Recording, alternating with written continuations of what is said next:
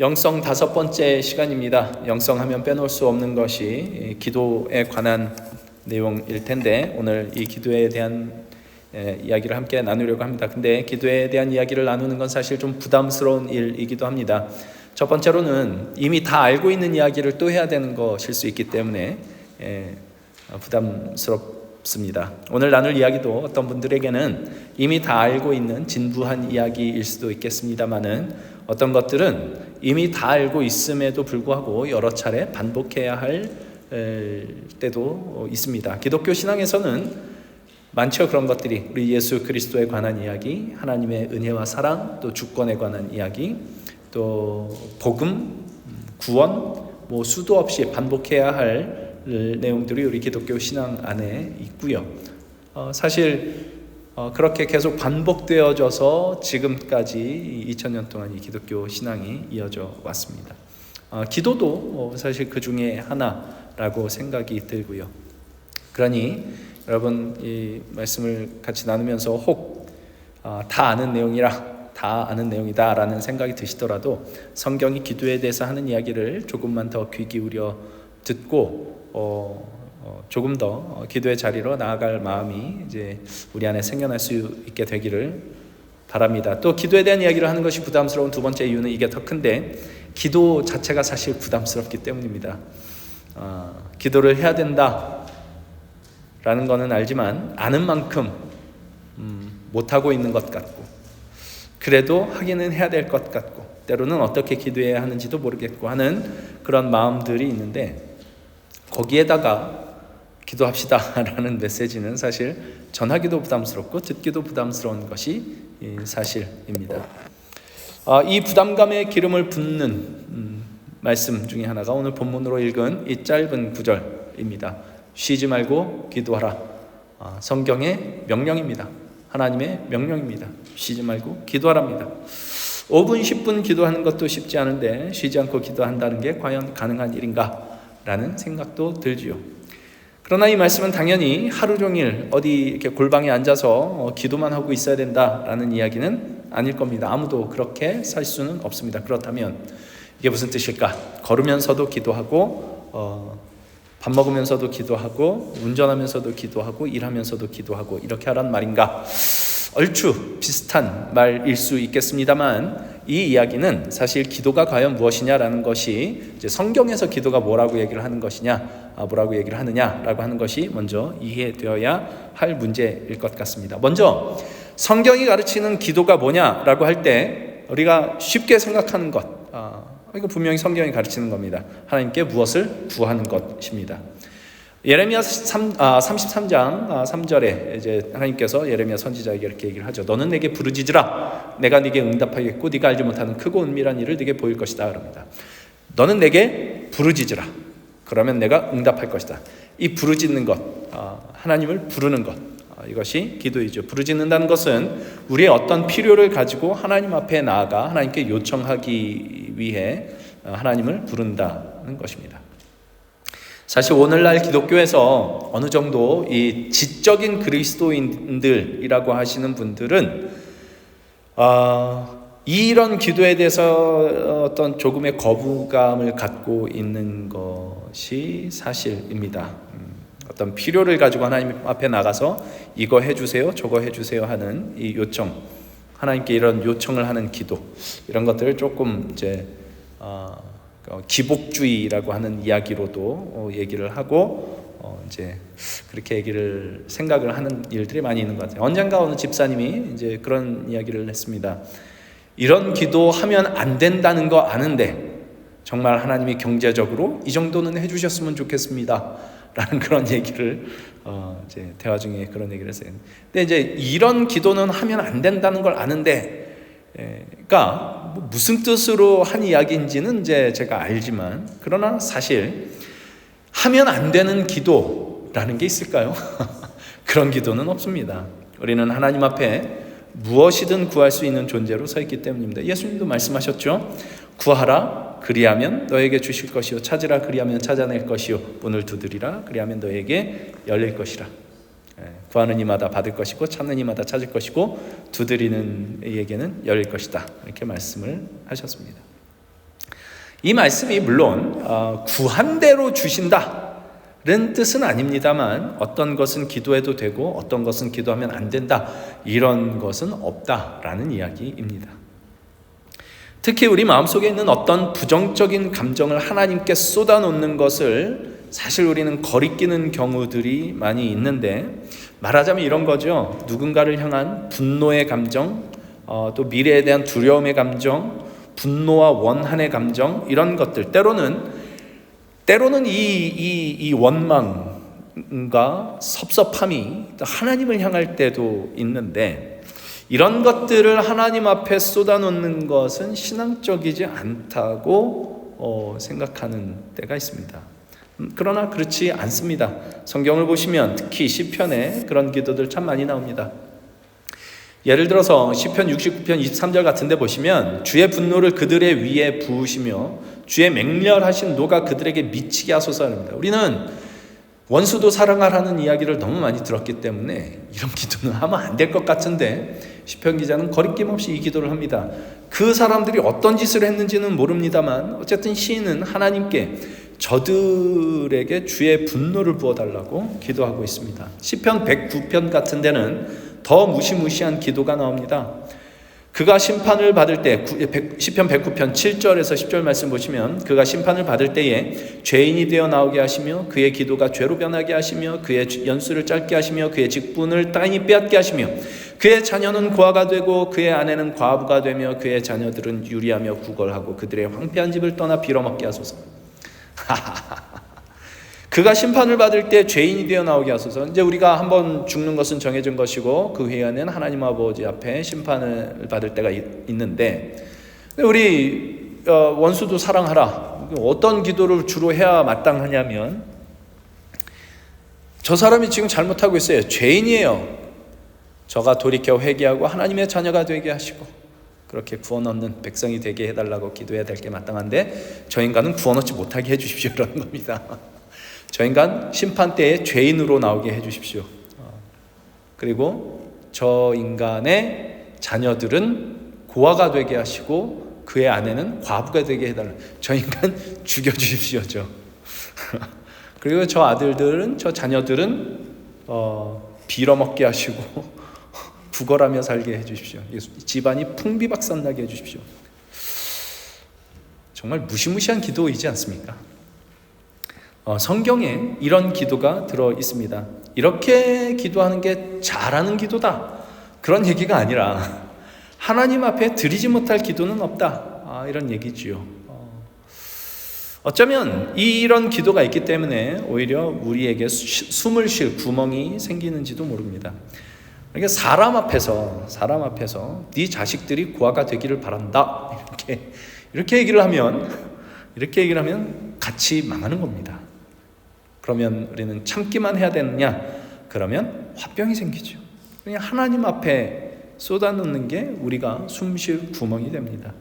사람 앞에서 참고 하나님 앞에 쏟아놓는 것, 사람 앞에서는 아무렇지 않은 척하고 하나님 앞에 쏟아놓는데 이거 위선적인 거 아니냐? 이런 건 위선이라고 그러는 것이 아니라 하나님이 지으신 사람 앞에 최소한의 예의를 지키는 것이라고 생각을 하면 좋을 것 같습니다. 그러니까 어떤 사람을 내가 정 견딜 수 없다, 그러면 그냥 웃으면서 인사하고 돌아서서 욕하시면 됩니다. 집에 가서 입을 뒤집어 쓰고 하나님 앞에 부르짖는 겁니다. 원통해서 못 살겠습니다. 저 인간을 어떻게 해 주십시오. 이거 하나님이 그대로 해 주신다는 얘기가 아니라 그 기도하는 거 그냥 들으십니다. 그냥 하나님 앞에 하면 안 되는 기도라는 것은 그래서 없는 것 같습니다. 뭐든지 하나님 앞에 가지고 나갈 수 있고, 무엇이든 하나님께 쏟아놓을 수 있고, 무엇이든 하나님께 요청하고 도움을 구할 수 있습니다. 왜냐? 하나님이 우리 아버지이시기 때문입니다. 우리 기독교 신앙의 기도는 사실 이 관계를 전제로 하는 것입니다. 아버지와 자녀된 이 관계. 그래서 예수님께서 구하라, 찾으라, 문을 두드리라 라고 말씀을 하실 때, 말하자면 기도해라, 그러시면서 하시는 말씀이 이거였습니다. 너희 중에 누가 아들이 떡을 달라 하는데 돌을 주며 생선을 달라 하는데 뱀을 줄 사람이 있겠느냐?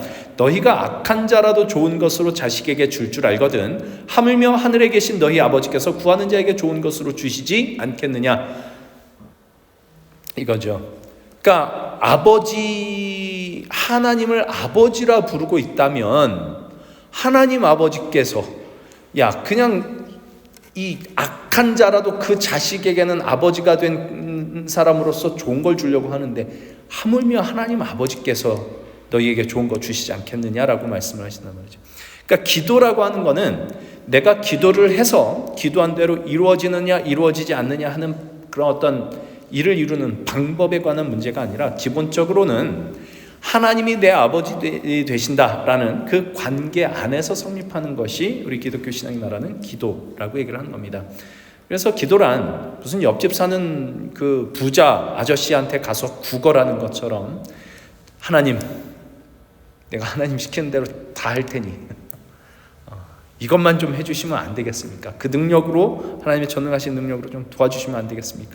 구걸하는 것이 아니라 기도라는 건 본질적으로 우리가 무엇이든지 무슨 말도 안 되는 것이라도 요구할 수 있는, 하나님이 내 아버지이시기 때문에 그렇게 할 수 있다라는 이 관계를 전제로 하고 있는 것이 기도입니다.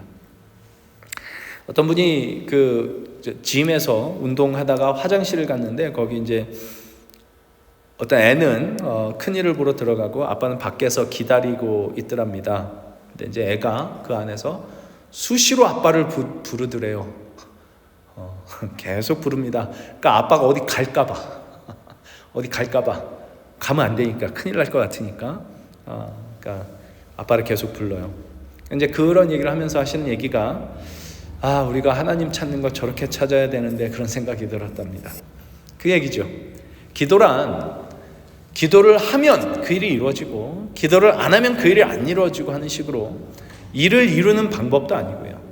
내가 신앙인으로서 해야 할 어떤 의무 같은 것도 아닙니다. 기독교 신앙이 가르치는 기도란 그리스도 예수 안에서 하나님을 아버지로 알고 그분 안에서 내가 자녀로 발견되었음을 아는, 그래서 천지를 창조하시고 주관하시는 하나님, 그분이 내 아버지이시며 나는 그의 자녀라는 것을 알게 된 자의 신앙 고백이 바로 기도라는 것입니다. 그러니 무슨 기도도 다 할 수 있죠. 1억 주세요. 할 수 있습니다. 저 인간 좀 어떻게 좀 해주세요. 할 수 있습니다. 병 낫게 해주세요. 뭐든지 할 수 있죠. 우리 아빠인데 무슨 이야기인들 그 앞에 가서 못하겠습니까? 기도는 안 하는 게 문제지 잘못된 기도를 하는 게 문제가 아닙니다. 기도란 기본적으로 아빠를 찾아가는 거거든요. 그 관계를 누리는 거거든요. 그래서 결국 기도란 그 관계 안에 머무는 것이 궁극적인 목표라고 할까요? 목적이라고 할까요? 내용이라고 할까요? 그렇습니다. 요한복음 15장 7절에 기도에 관하여 우리가 매우 좋아하는 성경 구절 중에 하나가 이렇게 나옵니다. 너희가 내 안에 거하고 내 말이 너희 안에 거하면 무엇이든지 원하는 대로 구하라 그리하면 이루리라. 무엇이든지 원하는 대로 구하라 그리하면 이루리라. 무엇이든지 원하면 응답될 것이, 원하는 대로 구하면 기도하면 응답될 것이다. 이건 너무 좋은 말씀인데 그러나 우리는 다 경험을 했습니다. 구하는 대로 안 됐습니다. 1억 주세요 했는데 안 됐습니다. 저 인간 좀 어떻게 해주세요 근데 안 됐습니다. 그렇다면 구하는 대로 원하는 대로 구하면 응답해 주시겠다, 주실 것이라고 말씀하신 주님이 거짓말을 했다는 말인가? 그럴 리가 없습니다. 여기는 너희가 내 안에 거하고 내 말이 너희 안에 거하면 이라는 이 전제가 붙어 있다는 것을 꼭 놓치지 말아야 됩니다. 사실은 이것이 기도입니다. 너희가 내 안에 거하고 내 말이 내 안에 거하는 이것이 사실은 기도입니다. 우리가 주님 안에 거하고 주님의 말씀이 우리 안에 거하는 것, 그 관계 안에 있는 것, 주님 안에서 아버지를 누리는 그 관계 안에 있는 것, 이것이 기도죠. 그러면 무엇이든지 원하는 대로 구할 때 응답을 받습니다. 무엇이든 원하는 대로 구할 수가 있고요. 무엇이든 응답을 다 받습니다. 응답을 받는다는 것이 구한 대로 받는다는 것이 아닙니다. 어떤 분들은 나는 기도하는 대로 응답을 받아, 이게 좋은 믿음이라고 생각을 하시는데, 물론 그것도 좋은 믿음일 수 있지만 꼭 그것이 좋은 믿음은 아닙니다. 내가 구한 대로 받는 것이 아니라 하나님의 뜻이 이루어지는 것이 좋은 믿음입니다. 그것을 믿는 것이 좋은 믿음입니다. 이런 이야기 있죠. 기도 응답에는 3가지 방식이 있다. 뭐죠? 아시는 분? 이건 뭐 다 알죠. yes로 응답이 될 수 있고, no로 응답이 될 수 있고, wait로 응답이 될 수가 있습니다. 아들이 떡을 달라는데 어떤 아버지가 돌을 주겠느냐? 하물며 하늘아버지께서 너에게 좋은 것으로 주시지 않겠느냐? 이게 아버지의 응답이거든요. 원하는 걸 주시는 것이 아니라 좋은 것, 우리에게 정말 필요한 것을 주신단 말이죠. 아들이 마약 달란다고 마약 주는 아버지가 어디 있겠습니까? 이 이야기할 때마다 저는 제 아들 얘기를 하는데, 제 아들 태어났을 때 이거 뭐죠?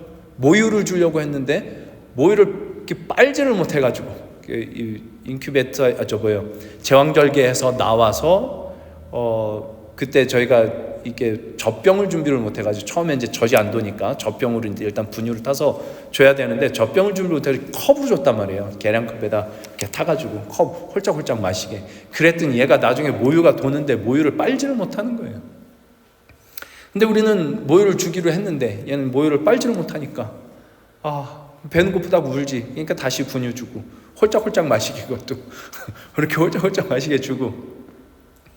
그러다가 저희가 얘한테 제일 좋은 건, 아이한테 제일 좋은 건 모유라고 그러잖아요. 모든 영양소가 엄마 젖에 있다고 하니까. 그래서 우리는 애 건강을 위해서 모유를 주려고 하는데 얘는 배고프니까 모유 아니라 그냥 나 좀 배 채울 것 좀 달라 이거죠. 이것 때문에 막 웁니다. 그러니까 이제 계속 줬죠. 그랬더니 저 그때 사역하던 교회 사모님이 애는 엄마 뱃속에서 모든 영양소를 다 받아가지고 태어났기 때문에 3일 굶어도 안 죽는다. 지가 배고프면 결국엔 빤다. 그러니까 굶겨라. 그래서 진짜 그렇게 했더니 어느 날 제가 이제 수업 끝나고 딱 가봤더니 모유를 빨고 있더라고요. 그리고 이제 4살까지 모유를 먹었습니다. 그러니까 이거죠. 배고프면 얘는 아무거나 달라 이겁니다. 배고프니까 배 채울 거면 배만 채울 수 있으면 돼. 엄마 아빠는 너에게 제일 좋은 걸 줄 거야. 사실은 하나님께서 우리에게 우리가 원하는 걸 주시는 것이 아니라 좋은 걸 주신다는 거죠. 우리가 구한 것이 우리에게 가장 좋은 것, 정말 우리에게 필요한 것이라면 하나님께서 예스로 응답하실 거고요. 그렇지 않으면 no, 응답하실 겁니다. 아직 때가 아니라면 가장 적합한 때에 주시기 위하여 기다리라고 하실 겁니다. 기도한 대로 응답을 받게 되어 있습니다. 기도한 대로 기도한 그대로 이루어진 것도 응답이고, 기도한 대로 이루어지지 않는 것도 응답입니다. 그러니 하나님을 아버지라 부르는 그 관계 안에 머물러 있기만 하다면 우리가 구하는 모든 것은 다 응답을 받는 거죠. 기도란 바로 이 관계 속에 그리스도 예수 안에서 하나님을 아버지라 부르는, 나는 그분의 자녀가 되는 그 관계 속에 머물러 있는 것, 그것이 기도입니다. 내 말이 너희 안에 거하고 너희가 내 안에 거하면, 이것이 기도입니다. 구하는 것이 기도가 아니고. 그런 의미에서 기도는 이제 그런 얘기 들어보셨죠? 기도는 우리의 호흡이다. 들어보셨습니까? 이게 맞는 말입니다. 저는 이제 기도의 숨이라고 오늘 말씀을 제목을 그렇게 붙였는데, 우리가 숨을 쉬는 공간이 바로 기도라고 할 수 있을 것입니다. 여기에는 2가지 의미가 있는데, 하나는 우리가 기도하지 않고는 하나님의 사람으로 살 수 없다라는 뜻이 있습니다. 호흡하지 않고는 살아갈 수 없는 것처럼 하나님의 자녀로 살아가는 일은 기도하지 않고는, 하나님 아버지와의 그 관계 안에 머물지 않고는 살아갈 수 없기에 기도가 바로 우리의 숨을 쉬는 공간, 호흡이라고 할 수 있을 겁니다. 그리고 그 반대도 마찬가지죠. 기도가 우리의 숨 쉬는 공간이라고 할 때 그 반대도 마찬가지인데, 우리가 살아있는 한 숨을 쉬며 살아갈 수밖에 없지 않겠습니까? 살아있는 것은 숨을 쉬는 겁니다. 그런 것처럼 우리가 하나님 아버지와의 관계 안에 머물며 살아가고 있는 이 삶 자체가, 우리가 숨을 쉬며 살아가는 그 삶 자체가 우리의 기도라고 할 수 있을 겁니다. 그런 의미에서 쉬지 말고 기도하라가 가능해지는 거죠. 하나님과의 관계 안에서 살아가는 한, 골방에 들어가 기도하는 것도 기도고, 숨을 쉬며 살아가는 모든 순간이 기도가 됩니다. 슈바르처 박사가 그런 말씀을 했다고 그러죠. 하나님은 우리의 신음소리도 기도로 들으신다. 우리의 기쁨도, 우리의 슬픔도, 울음소리도, 신음하는 소리도 우리 하나님 아버지와의 그 관계 안에 머물러 있는 한 모든 것이 기도가 됩니다. 그러니 기도란 부르짖는 기도도, 하나님께 도움을 요청하는 기도도, 그 어떤 것이라도 하나님 아버지께 우리의 마음과 우리의 존재를 그분께 잇대어 그분과의 관계 안에 머무는 것. 쉬지 말고 기도하라라는 것은 하나님과의 그 관계 안에 머물러 그분 안에서 호흡하고 그분 안에서 숨을 쉬며 살라는 이야기, 이것이 쉬지 않고 기도하는 것일 겁니다. 그러나 이 일에는 당연히 훈련이 필요합니다. 하나님과의 관계를 끊으려는 것들이 이 세상에는 너무나 많기 때문입니다. 우리를 하나님의 사랑에서 끊을 수 있는 것은 사실은 이 세상에 없습니다. 그러나 그 관계 안에 머물며 그 관계를 누리지 못하게 하는 것들은 이 세상에 너무 많습니다. 그래서 그 안에, 그 관계 안에 머물며 그 관계를 누리는 그 기도, 삶 자체가 기도가 되기 위해서는 훈련이 필요합니다. 이 기도의 훈련을 위해 헨리 나우엔이 제시하는 세 가지 중요한 내용이 있는데, 그것은 시간과 공간과 하나의 초점 이야기를 합니다. 먼저 시간을 떼어놓는 것이 중요합니다. 바쁜 현대인들에게 이건 참 큰 도전이라는 것을 제가 일을 해보니 알겠습니다. 사는 건 너무 바쁘고 너무 피곤합니다. 근데 거기에 기도하는 시간을 따로 떼어놓는다는 것은 사실 쉽지 않습니다. 근데 사실 우리가 기도가 호흡이고 숨이라고 얘기를 할 때 거기에는 우리가 일하는 그 시간도 하나님과의 관계 안에 머물며 그분 안에서 숨을 쉬는 기도를 할 수 있다라는 뜻이어야 되는데, 그것이 가능하려면 사실은 하나님과의 시간을 따로 떼어서 갖는 것이 중요합니다. 저 같은 경우는 저녁 시간에 말씀 묵상을 하고 글을 쓰고 그것을 다음날 아침에 다시 읽으면서 기도하는 시간을 갖습니다.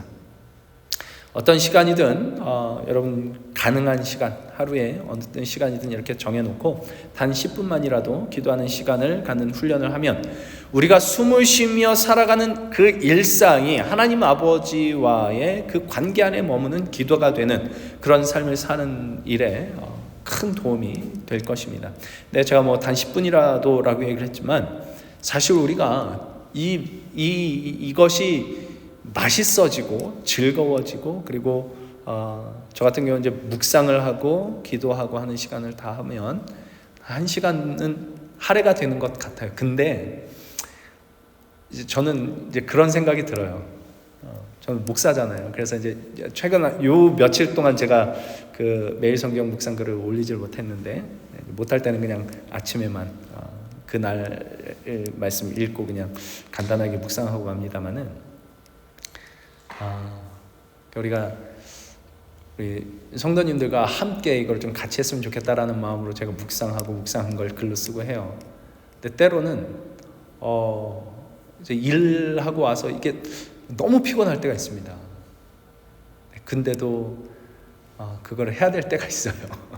피곤하지만 해야 될 때가 있어요. 너무너무 피곤한데 주일 말씀도 준비해야 되고요. 이걸 해야 될 때가 있습니다. 근데요, 제가 이렇게 쭉 해보니까 너무 피곤해서 쉬고 싶은데 처음에 시작을 어쩔 수 없이 했다가도 어쩔 수 없이 시작을 했는데 하다 보니까 이게 너무 즐겁고 좋은 그런 경험을 하게 됩니다. 그러니까 제가 생각할 때 여러분 운동도 그렇거든요. 그 육체 건강을 위해서 운동을 해야 된다고 하잖아요. 근데 운동을 하러 가기까지가 너무 힘들고요. 그 시작하는 게 너무 힘들고, 시작해서 이제 이게 익숙해지기까지가 너무 힘듭니다. 근데 그걸 극복하고 조금 하고 나면 이게 몸의 변화가 일어나는 이것이 너무 좋은 거예요. 그렇지 않습니까? 그러니까 영적인 건강을 위해서, 몸의 건강을 위해서는 우리가 운동을 해야죠. 영적인 건강을 위해서는 이거를 해야 됩니다. 하나님 말씀을 묵상하고 하나님 앞에 기도하고, 그래서 우리가 살아가는 이 삶 자체가 하나의 호흡이 되고 기도의 호흡이 되고 기도의 숨이 되는, 그 숨을 쉬는, 이것이 될 때 우리에게 정말 영적으로 큰 은혜가 있을 겁니다. 이 시간을 따로 내어놓는 것이 중요하고요. 두 번째, 공간을 얘기를 하는데, 기도하는 방을 따로 만들 수 있으면 제일 좋습니다만 뭐 저희 집도 그런 여유는 안 되고, 여의치 않으면 뭐 방 한 모퉁이든 어디든 편하게 기도할 공간을 정하는 것이 좋다라고 이야기를 합니다. 저 같은 경우는 주로 그냥 책상 앞에 앉아서 이제 그렇게 하게 하는데, 어디서도 할 수 있는 것이 기도이지만 헤르나웨는 꾸준한 기도를 위해서 그 특정한 시간, 특정한 공간을 좀 이렇게 정해놓고 하는 것이 이게 훈련에 유익할 것이다라는 이야기를 하고, 그리고 세 번째, 이게 저는 제일 중요하다고 생각을 하는데, 하나의 초점을 갖는 것입니다. 기도란 그 기도를 함으로써 어떤 유익을 얻으려는 행동, 내가 이걸 기도를 했으니까 뭐가 이루어진다 이런 것이 아니라 하나님과 시간을 허비하는 것이랍니다. 우리는 기도를 하면서도 늘 생각해요. 이걸 해야 되는데, 저걸 해야 되는데, 내가 이러고 있을 시간이 없는데 지금 그런 생각이 들곤 하는데, 아닌데 어떤 유용한 일을 하는 게 아니고 하나님과 시간을 허비하는 것, 이것이 기도랍니다. 다른 일로 바쁜 것 대신에 요 바쁜 것 요 제쳐놓고 하나님으로 바쁘기 위해 기도하는 것, 이게 기도가 아니라 하나님과 그저 함께하는 무익한 시간, 그것이 기도랍니다. 시편 131편에 보시면, 제가 거기는 안 써놨을 건데 오늘 어머니 날이니까 요 이야기를 잠깐 하면, 시편 131편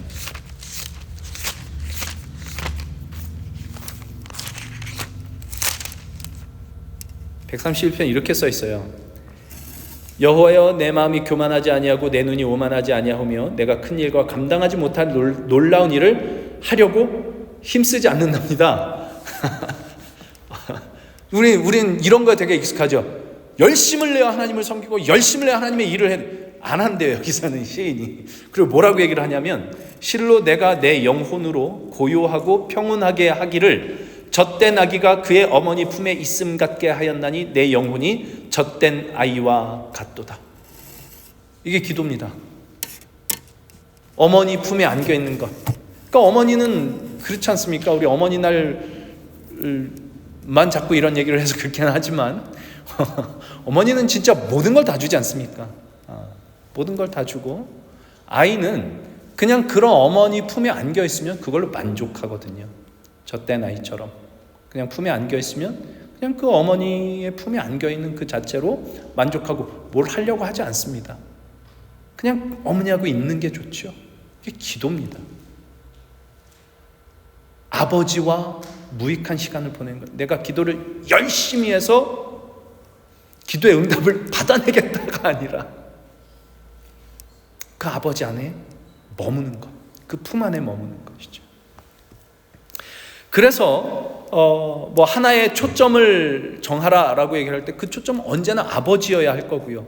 그 아버지께로 가는 길로 우리에게 주신 예수 그리스도이어야 할 것입니다만, 그러나 그게 우리 쉽지가 않아요. 기도하려고 이렇게 앉으면 잡념도 그렇게 많이 들어오고, 그런데 그래서 이제 제가 아까 말씀드렸습니다만은, 저는 기도할 때 기도의 제목을 이제 매일 성경 묵상 본문을 가지고 그 묵상한 것에서 어떤 한 구절이든지 한 단어든지 아니면 그 전체 내용의 이렇게 요점이라든지 이런 것들을 초점으로 잡고 기도를 합니다. 이걸 통해서 아버지를 만나고 그 아버지 안에 머물기 위해 기도를 하는데, 이제 이렇게 하는 것이 중요한 이유가 뭐냐면, 그냥 기도를 하면요 정말 잡생각 정말 많이 들어오거든요.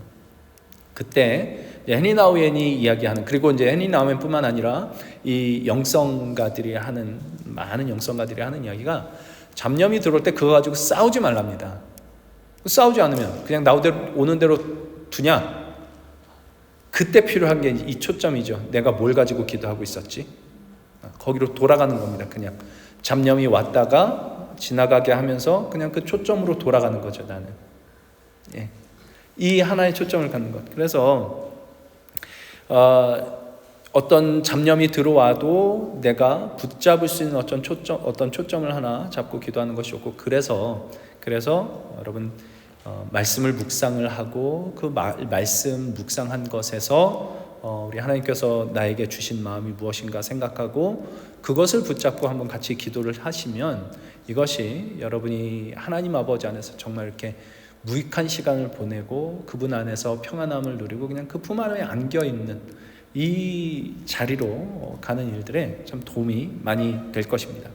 그래서 특정한 시간, 특정한 장소를 할 수 있으면 좋고, 못해도, 그것이 이제 늘 지키지 못해도 내가 이렇게 하루에 잠시만이라도 우리 하나님을 만나는 시간을 갖겠다라는 것을 이제 하나의 초점을 이렇게 두고 기도하는 훈련을 이렇게 하다 보면 나의 쉬는 숨이 기도가 되는 그런 일들이 일어날 겁니다.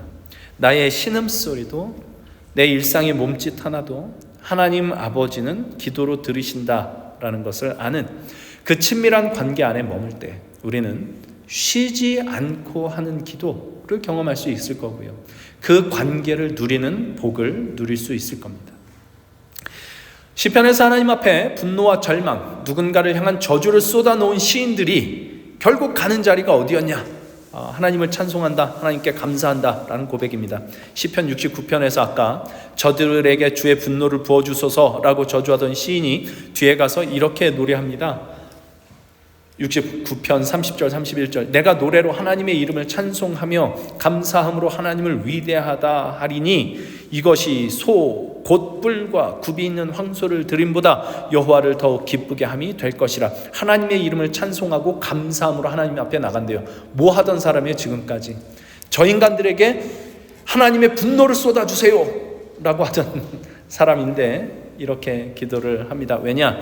여호와는 궁핍한 자의 소리를 들으시며 자기로 말미암아 갇힌 자를 멸시하지 아니하신다라는 것을 알았기 때문입니다. 기도 중에 하나님을 만나고 하나님과의 관계 안에 머물자 하나님이 어떤 분이신지 알게 되었기 때문입니다. 우리 아까 찬양할 때 우물가의 연인처럼 난구했네. 헛되고 헛된 것들을 구하는 것도 기도입니다. 근데 그거 하면 안 되냐? 괜찮습니다. 그걸 해봐야 그게 헛된 건 줄 압니다. 그걸 하면서 하나님 앞에 자꾸 나아가야 하나님이 누구신지를 알고 하나님 앞에 제대로 된 기도를 할 수 있게 되죠. 정말 문제는 뭐라고요? 헛된 기도를 하는 것이 아니라 안 하는 게 문제입니다. 안 하는 게 문제입니다. 시편 109편에서 그의 자녀가 고아가 되게 해달라, 아내는 과부가 되게 해달라, 그 자녀들이 빌어먹고 살게 해달라, 무시무시한 저주를 쏟던 이 시는 그 시를 어떻게 마무리하느냐? 30편 31절, 109편 30절 31절 내가 입으로 여호와께 크게 감사하며 많은 사람 중에서 찬송하리니 그가 궁핍한 자의 오른쪽에 서사 그의 영혼을 심판하려 하는 자들에게서 구원하실 것이미로다. 여호와께 크게 감사하고 많은 사람 중에서 찬송한답니다. 그 인간 때문에 얼마나 괴로웠으면 그의 자녀들이 고아가 되게 하고 빌어먹게 해달라고 할 정도로 무시무시한 분노를 하나님 앞에 쏟아놨는데 그의 입에서 감사가 나옵니다. 기도 중에 하나님께 모든 것을 쏟아버리고 그 관계 안에 머무는 중에 하나님이 어떤 분이신지를 알게 되었기 때문일 겁니다. 괴로운 상황에서 그 상황에 매몰되지 않고 감사할 줄 알게 되는 것은 정말 큰 복입니다. 그렇지 않습니까? 세상에 두 가지 행복이 있을 겁니다. 내가 원하는 대로 돼서 누릴 수 있는 행복과 원하는 대로 되지 않았음에도 누릴 수 있는 행복. 어떤 것이 더 좋겠습니까? 원하는 대로 돼야 되면 늘 목마릅니다. 잠깐 이거 돼서 좋을 수는 있겠습니다만 그 다음 거 계속 원하는 게 생기죠. 계속 목마를 겁니다.